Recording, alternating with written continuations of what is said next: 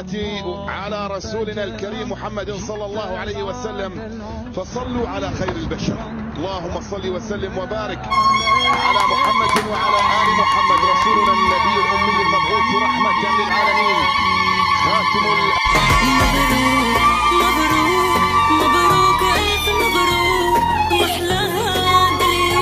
بسم الله الرحمن الرحيم. الصلاة والسلام على أشرف المرسلين. الحمد لله الذي بنعمته تتم الصالحات.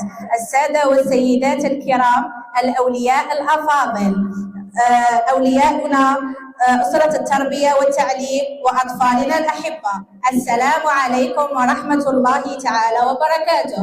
اليوم ليس يوما عاديا، بل هو يوم تفتح فيه بابا صغيرا لكنه يحمل أحلاما كبيرة، بابا تدخل منه خطوات أطفالنا الأولى نحو العلم والفرح واكتشاف الحياة.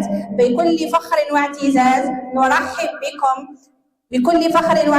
نرحب بكم في افتتاح روضتنا، روضة زين آريا، التي تعتبر زيادة لبلدية بوغادير. كما أود أن أشكر عائلتي الكريمة التي كانت سندا لي، بما فيهم أبي العزيز، أمي الغالية، وأخواتي الأحبة.